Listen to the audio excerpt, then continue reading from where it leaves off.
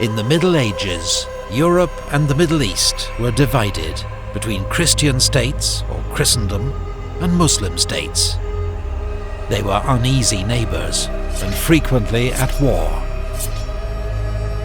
On the front line, the Eastern Roman or Byzantine Empire, the major Christian power in the Eastern Mediterranean.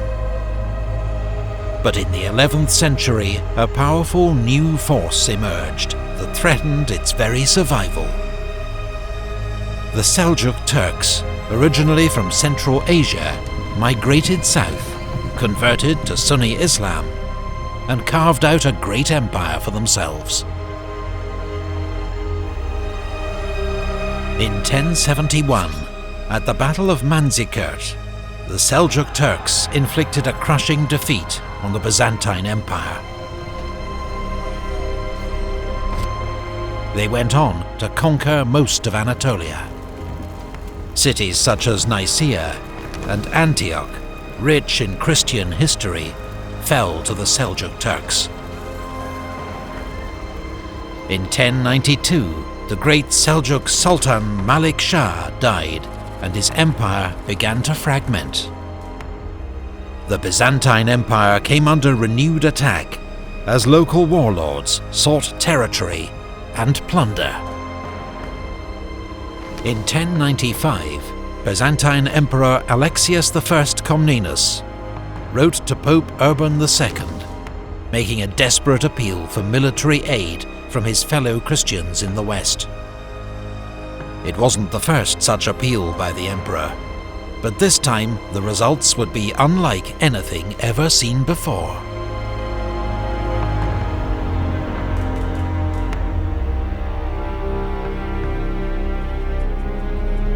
Pope Urban saw the emperor's appeal as a golden opportunity, a chance to heal the rift that had emerged between Western and Eastern churches in the Great Schism,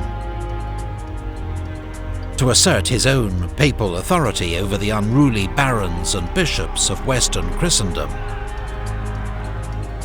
and to drive back the infidel and reclaim Christianity's most holy sites, most of all Jerusalem, lost to Muslim rule 400 years before. At Clermont in France, Pope Urban preached a sermon to a gathering of clergy and nobles. He called on Christian knights and foot soldiers to go east, to aid their brother Christians and free Jerusalem from Muslim rule. And he offered a unique spiritual incentive. Whoever, for devotion alone, not to gain honor or money, goes to Jerusalem to liberate the Church of God, can substitute this journey for all penance. He was offering Europe's knights, who lived in fear of damnation because of the violent lives they led, the chance to atone for their sins through holy war. What's more, their objective, Jerusalem, was a city that captivated the medieval imagination like no other. The most holy place on earth. The Pope's offer exhilarated his audience. His words were met with cries of "Deus vult! Deus vult! God wills it! God wills it!" The Pope's appeal was preached across Europe, sparking a wave of religious fervour.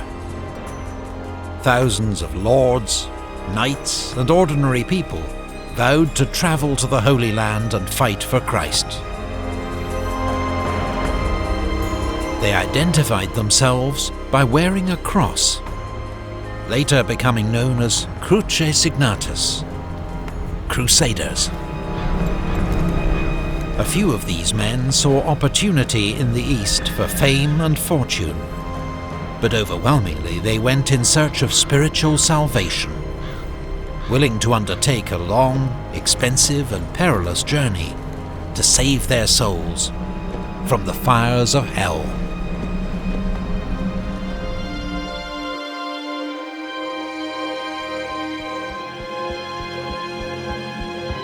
Pope Urban had intended the crusade to be led by nobles and made up of knights and experienced soldiers. But the viral success of his appeal led thousands of ordinary townsfolk and peasants to take the cross, many inspired by a French priest known as Peter the Hermit, who became leader of this so-called People's Crusade.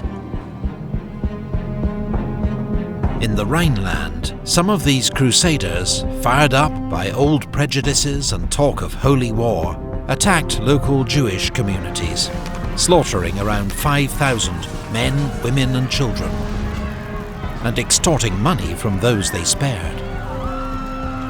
These massacres were condemned by the Church, but to little effect.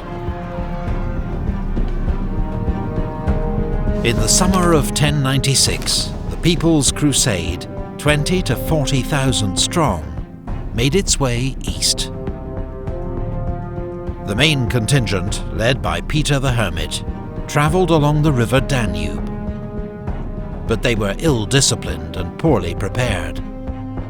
When they ran out of food in Hungary, they attacked and looted Christian settlements. They continued to pillage the land of their supposed ally, the Byzantine Empire. When they reached Constantinople, the emperor quickly ferried them to Anatolia to be rid of them. In enemy territory, lacking discipline or leadership, their main force was soon ambushed and slaughtered by the Turks.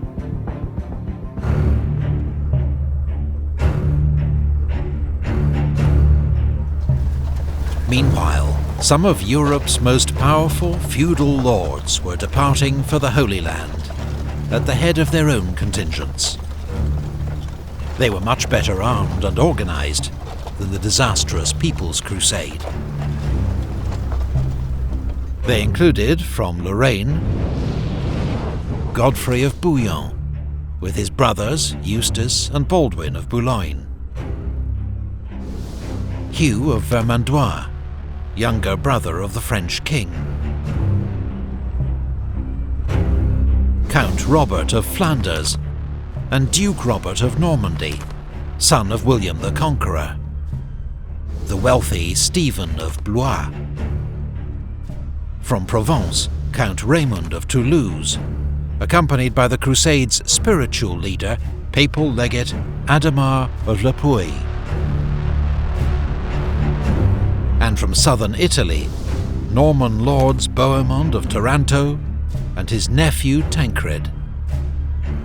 The various contingents converged for their agreed rendezvous at Constantinople. Together they formed a huge army, perhaps 60,000 strong, probably the largest seen in Europe since the fall of the Western Roman Empire. The Byzantine Emperor Alexius had expected to welcome a small force of Western mercenaries who'd serve under Byzantine command. But the giant Crusader force that began arriving in December 1096 made him nervous and distrustful, particularly the presence of Bohemond of Taranto, who'd spent much of his life attacking the Byzantine Empire. Alexius gave the Crusaders money, supplies, and guides, but only after their leaders swore oaths of fealty and promised to return all Byzantine territory to the emperor, not keep it for themselves. Only then were they ferried across the Bosphorus into Anatolia. The Crusaders were a mighty military force, particularly the armoured knights, who made up about a sixth of their strength. But they'd have to adapt rapidly to the heat, terrain, and hit-and-run tactics of their Turkish enemy. In their favour, the Islamic world and the great Seljuk Empire itself was badly divided. Its Turkish governors, or atabegs, were busy fighting each other, as well as the Shia Fatimids of Egypt. None of them was prepared for the First Crusade. or had any real understanding of its strength or aims.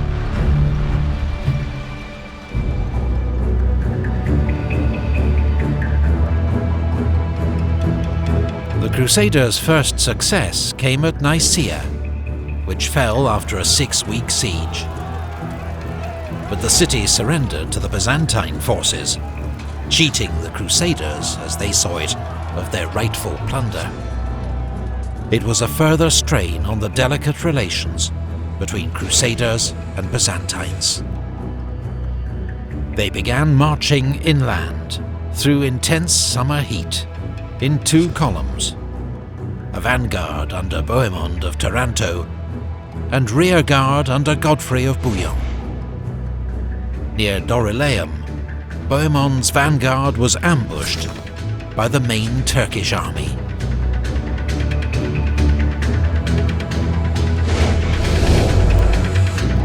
Based on Crusader chronicles, this is our best understanding of how the confused fighting unfolded.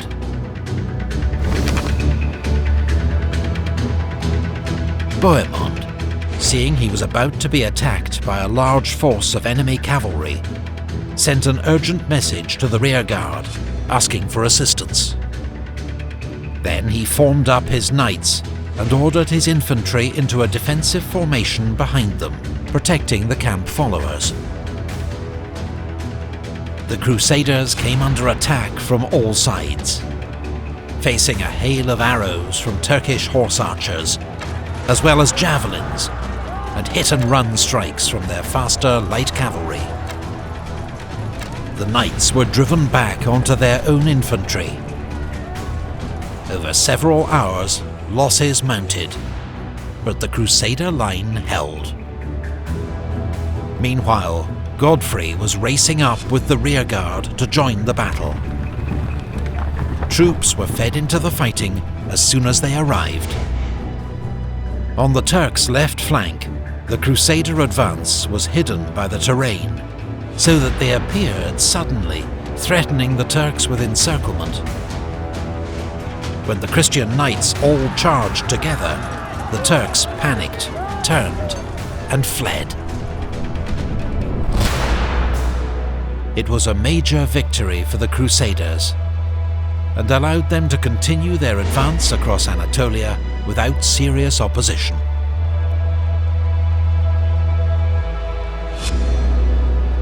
At Heraclea, they defeated a small Turkish force, then split up. The main force struggled through the mountains of Cappadocia, losing many of their baggage animals and running dangerously low on supplies. Meanwhile, Baldwin of Boulogne and Tancred, probably out to seize land and plunder for themselves, travelled south into Cilicia, capturing the city of Tarsus and other settlements. Tancred later rejoined the main army. But Baldwin was invited by local Armenian Christians to travel to Edessa, where he was soon installed as Count Baldwin of Edessa, ruler of the First Crusader state. In October 1097, the rest of the Crusaders reached Antioch, the next stepping stone on the road to Jerusalem. But outside its walls, the First Crusade would come to the brink of disaster, decimated by disease and starvation, and encircled by their enemies. It would take a miracle to save them from annihilation. Research and artwork for this video comes from Osprey Publishing's extensive range of books on medieval history. Every Osprey book examines a particular battle, campaign or combat unit in authoritative, meticulous detail. And with more than 3,000 titles, they cover everything from ancient warfare to modern conflict. Visit their website to see their online catalogue. Thank you to all the Patreon supporters who made this video possible. If you'd like to find out how you can support the channel, and even get to vote on future topics, please visit our Patreon page by clicking the link.